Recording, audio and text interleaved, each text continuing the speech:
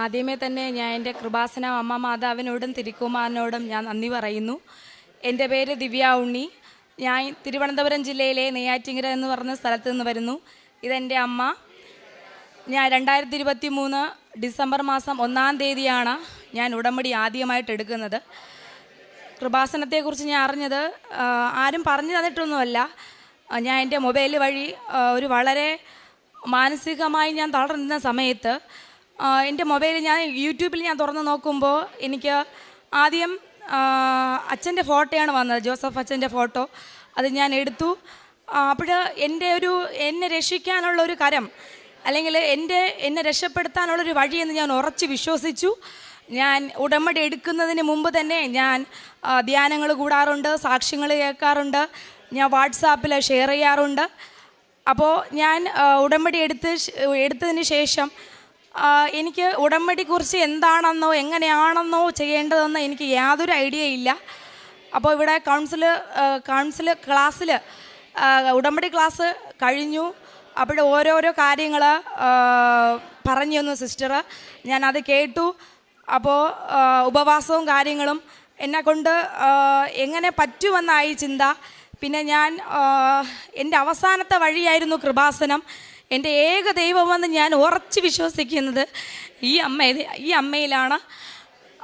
വളരെയധികം എന്നെ ഒരുപാട് സഹായിച്ചു. ഒരു സാക്ഷ്യമാണെങ്കിലും എനിക്കത് ഒത്തിരി പറയാനുണ്ട്. പക്ഷേ സമയത്തിൻ്റെ ദൈർഘ്യം മൂലം ഞാൻ അത് ചുരുക്കുകയാണ്. ആദ്യത്തെ ഒരു നിയോഗമായിരുന്നു എൻ്റെ വീടിൻ്റെ ജപ്തി. വളരെ 4 സെൻറ്റ് ഭൂമിയേ ഉള്ളൂ ഞങ്ങൾക്ക്. ആ ജപ്തി മാറിയത് എങ്ങനെയെന്ന് എനിക്ക് ഇപ്പോഴും അത്ഭുതമാണ്. ഒരുപാട് കഷ്ടപ്പെട്ടു. ഒരുപാട് കൃപാസനത്തിൽ പോയതും കൃപാസനത്തിൽ എന്തിനു പോയി എന്നായി ചോദ്യം. കൃപാസനത്തെക്കുറിച്ച് ഞാൻ പറയുമ്പോഴും ആൾക്കാർ വളരെ വൾഗറായിട്ട് നെഗറ്റീവായിട്ടാണ് എന്നോട് പറയുന്നതും ഞാൻ കേട്ടതും. എന്നിട്ടും ഞാൻ തളർന്നില്ല, ഞാൻ പിടിച്ചു നിന്നു. കാരണം എനിക്കൊരു വിശ്വാസമുണ്ട്. ഉടമ്പടി എടുത്ത മക്കൾക്ക് ഒരു വിശ്വാസം വേണം ആദ്യം. ഞാൻ ആ വിശ്വാസത്തിൽ ഉറച്ചു നിന്നു. ഉള്ളിൽ വിഷമിക്കുമ്പോഴും ഞാൻ നാണക്കേട് ഉണ്ടെങ്കിലും ഞാനത് ഒന്നും ഞാൻ പുറത്ത് കാണിച്ചില്ല. കാരണം എന്നെ വിളിച്ച ദൈവം ഇതാണെന്ന് എനിക്ക് ഉറച്ച് വിശ്വാസം ഉള്ളതുകൊണ്ട് ആരെന്തു പറയുന്നു അല്ലെങ്കിൽ ആരെന്നെ എന്ത് കുറ്റം പറഞ്ഞാലും ഞാൻ അതൊന്നും ഗൗരവമായിട്ട് ഞാൻ എടുത്തില്ല. ഉള്ളിലേക്ക് എടുത്ത് അത് നമുക്ക് മാനസികമായിട്ട് ഒരുപാട് വിഷമം ഉണ്ടാക്കുമെന്ന് അറിയാമെന്നുള്ളത് കൊണ്ട് ഞാൻ ഉടമ്പടി പ്രകാരം തന്നെ ജീവിച്ചു. അപ്പോൾ എൻ്റെ വീടിൻ്റെ ജപ്തി മാസം 5 ലക്ഷം രൂപയുടെ ലോണാണ്. അപ്പോൾ 5 വർഷ കാലാവധി, മാസം 14,000 രൂപ EMI. അങ്ങനെ 1.5 വർഷം കൊണ്ട് ഞങ്ങൾ അടച്ചു തീർത്തു. എൻ്റെ അമ്മ വെറും വീട്ടു ജോലിക്കാണ് പോകുന്നത്. ഞാൻ PSC പഠിക്കുകയാണ്. അപ്പോൾ കുറച്ച് ഹോം ട്യൂഷനൊക്കെ ഉണ്ട്. അതിൽ നിന്നൊന്നും ഞങ്ങൾക്ക് ഒരു വരുമാനമൊക്കെ കിട്ടുന്നില്ല. ഉള്ളതൊക്കെ ഞങ്ങൾക്ക് ഞങ്ങളുടെ കൈകളിൽ വന്ന എല്ലാ പൈസയും ബാങ്കിലേക്കാണ് ഞങ്ങൾ അടച്ചുകൊണ്ടിരുന്നത്. അങ്ങനെ ഫസ്റ്റ് സെറ്റിൽമെൻറ്റ് എടുത്തു, 1 ടൈം സെറ്റിൽമെൻറ്റ് എടുത്തു. അത് കുറച്ച് രൂപയുടെ കുറവുണ്ട്, അതങ്ങനെ പോയി. ആദ്യത്തെ സെറ്റിൽമെൻറ്റ് എടുക്കുന്നത് 2022 ഡിസംബറിലാണ്. അത് അങ്ങനെ പോയി. പിന്നെ രണ്ടാമതൊരു സെറ്റിൽമെൻറ്റ് എടുത്തു. എന്നിട്ടും ഞാൻ പ്രാർത്ഥന കൈവിട്ടില്ല. പ്രാർത്ഥനയിൽ ഞാൻ മുറുകെ പിടിച്ചു. കൃപാസന അമ്മ മാതാവിൽ തന്നെ ഞാൻ ഉറച്ച് വിശ്വസിച്ചു. ഞാൻ പ്രാർത്ഥന കണ്ടിന്യൂ ചെയ്തു. മാനസികമായിട്ട് ഞാൻ തളർന്നപ്പോഴും എന്തോ ഒരു വലിയൊരു ശക്തി എൻ്റെ കൂടെ ഉണ്ടെന്ന് എനിക്ക് തോന്നി. ഞാൻ നിലനിന്നു. അങ്ങനെ ഇരിക്കെ ഞാൻ രണ്ടാമതൊരു സെറ്റിൽമെൻറ്റ് എടുത്തു. കഴിഞ്ഞ വർഷം 2024 നവംബർ 8-ാം തീയതി ചെന്ന് എടുത്തു. HDB ബാങ്കാണ്. അപ്പോൾ വൻ പലിശയാണ്. ബാങ്കിൻ്റെ ഒരു ഐഡിയ ഇല്ല. ബാങ്ക് മാനേജർ ഭയങ്കര ഷൗട്ടോട് ഒരു വഴക്കാണ്. എത്രയും പെട്ടെന്ന് ലോൺ ക്ലോസ് ചെയ്യണം, അല്ലെങ്കിൽ വീട് ജപ്തിയിലോട്ട് പോകും, അറ്റാച്ച്മെൻറ്റ് പ്രോസസ്സിലോട്ട് പോകും. പിന്നെ നിങ്ങൾ ഉദ്ദേശിക്കുന്നത് പോലെ ആയിരിക്കില്ല കാര്യങ്ങൾ. ഞാനും അമ്മയും പിന്നെ ഒരു വയസ്സായ ഒരു അമ്മൂമ്മയും ഉണ്ട്. ഞാൻ ജപ്തി ആയിക്കഴിഞ്ഞാൽ പിന്നെ ഈ അമ്മൂമ്മയും കൊണ്ട് ഞാൻ എവിടെ ഇറങ്ങും, എവിടെ പോകും? പെരുവഴിയിലായിരിക്കും എൻ്റെ ആശ്രയം എന്നൊക്കെ ചിന്തിച്ചു. പഠിത്തത്തിലും ശ്രദ്ധിക്കാൻ എനിക്ക് ഒട്ടും പറ്റുന്നില്ല. കാര്യങ്ങൾ ചെയ്യാൻ ഒന്നും പറ്റുന്നില്ല. ഹോം ട്യൂഷൻ പിള്ളേരെ എടുക്കാനും കൂടെ പറ്റുന്നില്ല. ഒരു വല്ലാത്തൊരവസ്ഥ. സഹായിക്കാൻ ആരുമില്ല. അപ്പോൾ ഞാൻ രണ്ടാമത് സെറ്റിൽമെൻറ്റ് എടുത്തു. 1,05,000 രൂപ ഇനി അടച്ചാൽ മതി. അങ്ങനെ കഴിഞ്ഞ നവംബറിൽ ഞാൻ 50,000 രൂപ കൊണ്ടുവന്ന് അടച്ചു. അതും ദൈവം തന്ന വഴിയിലൂടെ മാത്രം. എൻ്റെ കഴിവ് കൊണ്ടൊന്നുമല്ല, ദൈവത്തിൻ്റെ കൃപയാൽ മാത്രം. അങ്ങനെ ഡിസംബർ 30 ബാക്കി 55,000 രൂപ കൂടെ അടയ്ക്കണം. അപ്പോൾ എനിക്ക് വേറെ വഴികളില്ല. ഞങ്ങൾ ഉള്ളതെല്ലാം ഞങ്ങൾ വിറ്റുപറക്കി വീടിന് വേണ്ടി തന്നെയാണ് ഞങ്ങൾ ബാങ്കിൽ അടച്ചത്. അങ്ങനെ ഡിസംബർ 23 ബാങ്കിൽ നിന്ന് സ്റ്റാഫുകൾ വന്ന് വഴക്കുണ്ടാക്കി, പ്രശ്നമായി. പഠിക്കാൻ പറ്റാതെ എനിക്ക് വല്ലാത്തൊരു മാനസിക സമ്മർദ്ദം. ഇതുവരെ ഞാൻ എൻ്റെ ജീവിതത്തിൽ ഇതുവരെ എൻ്റെ ജീവിതത്തിൽ അനുഭവിക്കാത്ത ഒരു ടെൻഷൻ. എനിക്ക് സഹായിക്കാൻ ആരുമില്ല. ഇതെങ്ങനെ, ഈ പ്രശ്നം എങ്ങനെ ഞാൻ സോൾവ് ചെയ്യും എൻ്റെ ദൈവമേ എന്ന് ഞാൻ നിലവിളിച്ചു പ്രാർത്ഥിച്ചു. ആദ്യമൊക്കെ ഉടമ്പടി എടുക്കുന്ന കാലഘട്ടത്തിൽ എനിക്ക് ബൈബിൾ, ഞാനൊരു ഹിന്ദു പാരമ്പര്യമുള്ള ഒരു കുട്ടിയാണ്. എന്നാലും ബൈബിൾ എടുക്കുമ്പോൾ എനിക്ക് ഭയങ്കര ഉറക്കം വരും. അല്ലെങ്കിൽ ഞാൻ കരഞ്ഞ് പ്രാർത്ഥിച്ചിട്ടുണ്ട്. 1 മണിക്കൂറെങ്കിലും എനിക്ക് ബൈബിൾ വായിക്കണം എന്നൊക്കെ കരഞ്ഞ് പ്രാർത്ഥിച്ചിട്ടുണ്ട്. ബൈബിൾ വായിച്ചു. സത്യം പറഞ്ഞാൽ കറക്റ്റായിട്ട് ഫോളോ ചെയ്ത് തുടങ്ങിയത്, രാവിലെയും വൈകിട്ട് ഞാൻ ബൈബിൾ വായിക്കാൻ തുടങ്ങിയത് ഡിസംബർ മാസം മുതലാണ്. കഴിഞ്ഞ ഡിസംബർ മാസം മുതലാണ് ഞാൻ വചനത്തിൽ അടിയുറച്ച് വിശ്വസിച്ചു. കാരണം ജീവനുള്ള ദൈവം ഞാൻ ഇപ്പോഴും എന്നെ കൊണ്ട് പറ്റുന്ന തരത്തിൽ ഞാൻ എല്ലായിടത്തും പറയുന്നുണ്ട്. ആൾക്കാരെ കളിയാക്കും, അത് വേറൊരു സൈഡ്. ഞാൻ അതൊന്നും കാര്യമാക്കുന്നില്ല. അങ്ങനെ ഞാൻ ഡിസംബർ 23 ബാങ്കിൽ നിന്ന് ആളുകൾ വന്ന് പ്രശ്നം ഉണ്ടാക്കി. ഇനി 7 ദിവസം കൂടെ ഉള്ളൂ ഡിസംബർ 30 ആവാൻ. എല്ലാവരും ഡിസംബർ 25 ക്രിസ്മസ് ആഘോഷിക്കുമ്പോൾ ഞാൻ എൻ്റെ ദൈവമേ എന്ന് വിളിച്ച് കരഞ്ഞിട്ടേ ഉള്ളൂ. ഞാൻ അന്ന് ഫാസ്റ്റിംഗ് ആയിരുന്നു. ഒരു ബുധനാഴ്ച ഫാസ്റ്റിംഗ് ആണ്. ഞാൻ ഫാസ്റ്റിംഗ് എടുക്കുമ്പോൾ ഞാൻ ദാഹിച്ച വെള്ളം പോലും കുടിക്കത്തില്ല ചില ദിവസങ്ങളിൽ. അങ്ങനെ ഞാൻ കരഞ്ഞ് നിലവിളിച്ച് പ്രാർത്ഥിച്ചതിൻ്റെ ഫലമായിട്ട് അമ്മ മാതാവിലും തിരുക്കുമാലും ഞാൻ അടിയുറച്ച് കാരണം സഹായിക്കാൻ ആരുമില്ല, ദൈവമേ ഉള്ളൂ എനിക്ക് എൻ്റെ ആശ്രയം എന്ന് ഞാൻ വിചാരിച്ചപ്പോൾ എനിക്ക് 7 ദിവസത്തിനുള്ളിൽ, അതായത് ഡിസംബർ 27 ആകുന്നതിന് മുമ്പ് തന്നെ 55,000 രൂപ പല വ്യക്തികൾ വഴി എനിക്ക് തന്നു. അത് വലിയൊരു അനുഗ്രഹമാണ് എൻ്റെ ജീവിതത്തിൽ. അത് എനിക്കിപ്പോഴും ഈ അൾത്താരിൽ നിന്ന് പറയുമ്പോൾ, ഈ വേദിയിൽ നിന്ന് പറയുമ്പോൾ എനിക്കത് എങ്ങനെ നടന്നു എന്നാണ് ഞാൻ ചോദിക്കുന്നത്. കാരണം എൻ്റെ മനസ്സിൽ ഞാൻ ചോദിക്കുകയാണ്. ഞാൻ ഇപ്പോഴും ഞാൻ അമ്മയുടെ അടുത്ത് ഞാൻ ചോദിക്കുക, ഇതെങ്ങനെ സംഭവിച്ചു അമ്മ? അതാണ് ദൈവത്തിൻ്റെ വലിയ ശക്തി എന്ന് പറയുന്നത്. വളരെ ഭംഗിയായിട്ട് ഞാൻ ഡിസംബർ 30 ലോൺ ക്ലോസ് ചെയ്തു. ഈ വർഷം ജാനുവരി 8 ഞാൻ ഡോക്യുമെൻ്റ് ഞാൻ ബാങ്കിൽ ചെന്ന് വാങ്ങിച്ചു. ഇത് വലിയൊരു പ്രശ്നമാവുമെന്നുള്ള എനിക്ക് ഒരു പേടിയുണ്ടായിരുന്നു. കാരണം എൻ്റെ കയ്യിൽ ഡോക്യുമെൻ്റ് കിട്ടിയ അത് വലിയൊരു പ്രശ്നം എന്ന് വെച്ചാൽ വീട്ടിലുള്ളവർ തന്നെ അത് പ്രശ്നം ഉണ്ടാക്കും എന്നൊരു പേടി ഉള്ളത് കൊണ്ട് ഞാൻ നിരന്തരം പ്രാർത്ഥിച്ചു. പ്രാർത്ഥന കൈവിട്ടില്ല. രാവിലെയും വൈകിട്ടും ബൈബിൾ വായിച്ചു. വചനങ്ങൾ എനിക്ക്, കാരണം ബൈബിൾ വായിക്കുമ്പോൾ അതിനു മുമ്പ് ഞാൻ പറയാം, ഡോക്യുമെൻ്റ് വാങ്ങി. ആ ഡോക്യുമെൻ്റാണ് എൻ്റെ ഈ കൈകളിലുള്ളത്. അമ്മ മാതാവിനെ കാണിച്ചിട്ട് തന്നെ ഞാൻ മറ്റുള്ളവരുടെ അടുത്ത് ഞാൻ കാണിക്കുമെന്ന് ഞാൻ അമ്മയ്ക്ക് വാക്ക് കൊടുത്തു. പുതുക്കാൻ വരുമ്പോഴും ഞാൻ എൻ്റെ വീടിൻ്റെ കാര്യം ഞാൻ നിയോഗമായിട്ട് സമർപ്പിച്ചു.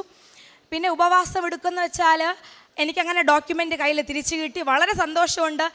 8 എന്നൊക്കെ പറയുമ്പോഴത്തേനും ഞാൻ അനുഭവിച്ച ഈ ഒരു ദിവസം ഞാൻ അനുഭവിച്ച വേദന അത്രയും വലുതാണ്. കാരണം എൻ്റെ കൂടെ എപ്പോഴും എൻ്റെ അമ്മ മാതാവും തിരുകുമാരനും ഉണ്ട്. കാരണം മനുഷ്യരെ വിശ്വസിക്കാൻ കൊള്ളത്തില്ല, പക്ഷേ ദൈവം അങ്ങനെയല്ല. നമ്മൾ വിളിച്ചാൽ വിളി കേൾക്കുന്ന ഒരു ദൈവം ഉണ്ടെങ്കിൽ നമ്മൾ സത്യസന്ധമായിട്ട് നിലനിൽക്കുക. കാരണം ഉടമ്പടി എടുത്ത മക്കളോട് എനിക്ക് പറയാനുള്ള ഒരു കാര്യമാണ്, ഇനി എടുക്കാൻ പോകുന്നുള്ളവരടുത്തും നമ്മൾ സത്യസന്ധമായിട്ട് ഉടമ്പടിയിൽ നിലനിന്ന് കഴിഞ്ഞാൽ, കള്ളവും അസൂയയും ഒന്നും കാണിക്കാതെ സത്യസന്ധമായിട്ട് നിലനിന്ന് കഴിഞ്ഞാൽ ദൈവം വലിയൊരു അത്ഭുതം പ്രവർത്തിക്കും. എൻ്റെ അനുഭവത്തിൽ നിന്നാണ് പറയുന്നത്. ഞാൻ ഉപവാസം ഞാൻ ആഴ്ചയിൽ 2 ദിവസം ഞാൻ എടുക്കും. 24 hours ഞാൻ എടുക്കും. ദാഹിച്ച ഒരു വെള്ളം പോലും ഞാൻ കുടിക്കത്തില്ല. ഞാൻ അത്രയും ഡെഡിക്കേഷനായിട്ട് ഞാൻ എൻ്റെ അമ്മയ്ക്ക് വേണ്ടിയിട്ട്, എൻ്റെ ദൈവത്തിന് വേണ്ടിയിട്ട് ഞാൻ എടുക്കും. പിന്നെ കാരുണ്യ പ്രവർത്തികളെന്നൊക്കെ പറയുമ്പോൾ ഞങ്ങൾക്ക് കിട്ടുന്ന വരുമാനം അനുസരിച്ച് ഞങ്ങൾ നെയ്യാറ്റിൻകര ജനറൽ ആശുപത്രിയിൽ കൊണ്ടുപോയി, ഞാൻ തന്നെ കൊണ്ടുപോയി. എനിക്ക് ഫുഡൊന്നും വയ്ക്കാൻ അറിഞ്ഞുകൂടെങ്കിലും അമ്മ തന്നെ നല്ല രീതിയിൽ വാക്കി രുചിക്ക് ആഹാരം കൊടുക്കണമല്ലോ ആൾക്കാർക്ക്. അപ്പോൾ ഇഡ്ഡലിയും ഓരോ ഞായറാഴ്ച, കാപ്പിയാണെങ്കിൽ അടുത്ത ഞായറാഴ്ച ഞങ്ങൾ പൊതിച്ചോറായിരിക്കും കൊടുക്കുന്നത്. ഞങ്ങളതിൽ ഉള്ളതുപോലെ കാപ്പിയാണെങ്കിൽ ഇഡ്ഡലിയും സാമ്പാറും, പൊതിച്ചോറാണെങ്കിൽ ഞങ്ങളിൽ ഉള്ളതുപോലെ എന്താണോ മീൻ വെച്ച് അങ്ങനെ ഞാൻ കൊടുക്കും. ഞങ്ങൾ വളരെ നല്ലൊരു രീതിയിൽ ഞങ്ങൾ കൊടുത്തു. ഇടയ്ക്ക് എൻ്റെ ദൈവം അപ്പോഴൊക്കെ എനിക്ക് കുറച്ച് എടുക്കാൻ പൈസ ഉണ്ടായിരുന്നു. പക്ഷേ ആ ഞെരുക്കത്തിനിടയിലും എന്നെ ഒരു ഇടയ്ക്ക് ദൈവം ഒരു പരീക്ഷിച്ചതാവാം അമ്മ, എന്നെ ഒരു വട്ടപൂജയാക്കി കളഞ്ഞു. അതെനിക്ക് വളരെ വളരെ വേദനിച്ചു. എൻ്റെ മനസ്സ് 1 രൂപ പോലും കയ്യിലെടുക്കാൻ പറ്റാത്ത ദിവസമായിരുന്നു. കഴിഞ്ഞ മാസങ്ങളിലൊക്കെ ബാഗ് അത് ബാഗ് എല്ലാം നോക്കി അങ്ങനെ 1 രൂപ പോലും എൻ്റെ കയ്യിൽ എടുക്കാൻ പറ്റാത്തൊരവസ്ഥ. ഞാൻ ആകെ വിഷമിച്ചു. എന്നാലും ഞങ്ങൾ കൃപാസനത്തിൽ ഞങ്ങൾ അടിയുറച്ച് വിശ്വസിച്ചു, അവരെ കൈവിട്ടില്ല. അതിൻ്റെയൊക്കെ ഫലമായിട്ടാണ് ഞാനിപ്പോൾ നിങ്ങളെ വേദിയിൽ വന്ന് നിൽക്കുന്നത് സാക്ഷ്യത്തിനായിട്ട്. പിന്നെ കാരുണ്യ പ്രവർത്തികൾ ഞങ്ങളെങ്ങനെ ഫുഡ് കൊടുക്കും, അല്ലാതെ പൈസയായിട്ട് കൊടുക്കാൻ ഞങ്ങളിലില്ല. അതുകൊണ്ട് പിന്നെ എൻ്റെ പഠിത്തം കഴിഞ്ഞ് എൻ്റെ PSC ക്ലാസ് കഴിഞ്ഞ് ഞാൻ ജനറൽ ആശുപത്രിയിലെ രോഗികളെ പോയി ഞാൻ നോക്കും, അവരെ ശുശ്രൂഷിക്കും, അവരുടെ അടുത്ത് കാര്യങ്ങൾ അന്വേഷിക്കും, അവരെ സുഖവിവരങ്ങൾ അന്വേഷിക്കും. അത് ഇത്ര സമയമൊന്നും ഞാൻ നോക്കൂല, എന്നെ കൊണ്ട് പറ്റുന്നതല്ല. ചിലപ്പോൾ ഒന്നും കഴിക്കാതായിരിക്കാം, ചിലപ്പോൾ ആ ദിവസങ്ങൾ ഫാസ്റ്റിംഗ് ഡേ ആവാം. എന്നാലും ഞാൻ എൻ്റെ അമ്മ മാതാവിന് വേണ്ടിയിട്ടും തിരുക്കുമാരന് വേണ്ടിയിട്ട് ഞാൻ വളരെ സത്യസന്ധതയോടുകൂടി ഞാൻ നിലനിന്നു. കാരണം എനിക്ക് അത്രയും വളരാണ്, എനിക്ക് വേണം മാതാവിന്. അത്രത്തോളം എനിക്ക് എൻ്റെ ജീവിതത്തിൽ ഒരു സാക്ഷ്യമാണെങ്കിലും, പക്ഷെ എനിക്ക് ഒരുപാട് പേരെടുത്ത് എനിക്കത് പറയണം. അത് ഒരുപാട് പേര് എന്നെ കളിയാക്കി വാട്സാപ്പിൽ ഷെയർ ചെയ്ത് കൊടുക്കുമ്പോൾ എൻ്റെ ഫ്രണ്ട്സ് എന്നെ കൂടുതലും എന്നെ ബ്ലോക്ക് വരെ ചെയ്തിട്ടുണ്ട്. ഒരു 10-15 പേര് എന്നെ ബ്ലോക്ക് ചെയ്തിട്ടുണ്ട്. അങ്ങനെയൊക്കെ അതൊന്നും ആ സമയത്ത് ഞാൻ നല്ലപോലെ മനസ്സ് നൊന്നെങ്കിലും ഞാൻ അവർക്ക് വേണ്ടി പ്രാർത്ഥിച്ചിട്ടേ ഉള്ളൂ. കാരണം കൃപാസനം എന്നൊക്കെ കേൾക്കുമ്പം ചിലവർക്ക് ചില മൈൻഡിൽ അത് അനുഭവം വരാഞ്ഞിട്ടാണ്, അറിയാത്തതാണ്, അവരെ കുറ്റം പറഞ്ഞിട്ട്. കാരണം കുറ്റം പറയാനൊന്നും ഞാൻ ആളല്ല. എന്നാലും ബ്ലോക്കൊക്കെ ചെയ്തപ്പോൾ എനിക്ക് വളരെ സങ്കടമായി. പിന്നെ ഞാൻ എൻ്റെ തന്നെ കാരണം വിശ്വാസത്തിൽ ഞാൻ എൻ്റെ FB അക്കൗണ്ടിൽ ഞാൻ അമ്മ മാതാവിൻ്റെയും തിരുക്കുമറിൻ്റെ ഫോട്ടോയൊക്കെ വെച്ച് ഞാൻ സ്വന്തമായിട്ട് മ്യൂസിക്കൊക്കെ ക്രിയേറ്റ് ചെയ്ത് അങ്ങനെയൊക്കെ ഞാൻ പോസ്റ്റുകളൊക്കെ അപ്ലോഡ് ചെയ്യും. എന്നെ കൊണ്ട് പറ്റുന്ന തരത്തിലൊക്കെ ഞാൻ ഇങ്ങനെ ചെയ്യുന്നുണ്ട്, ആൾക്കാരുടെ അടുത്ത് പറയുന്നുണ്ട്. പിന്നെ കൃപാസനം പത്രം എനിക്ക് അത്രത്തോളം വലിയ ഇമ്പോർട്ടൻ്റാണ് കൃപാസനം പത്രം. ആൾക്കാരൊക്കെ കൃപാസനം പത്രത്തെ അതീവ എന്ന് വെച്ചാൽ എന്തുകൊണ്ടെന്നറിയാം, കൃപാസനത്തിലുള്ളവർ തന്നെയാണ്, കൃപാസനത്തിൽ വന്നിട്ടുള്ളവരാണ് മിക്കവരും. അപ്പോൾ ഇവരൊക്കെ തന്നെയാണ് റോഡുകളിൽ അല്ലെങ്കിൽ വഴികളിൽ ബസ് സ്റ്റാൻഡുകളിലൊക്കെ ഈ കൃപാസനം പത്രത്തിൻ്റെ ഒരു പേജ് ഈ ചെളി പുരണ്ടൊക്കെ എൻ്റെ കണ്ണിൽ പെട്ടാൽ ഞാനത് ഉടനെ ഞാനത് എടുക്കും.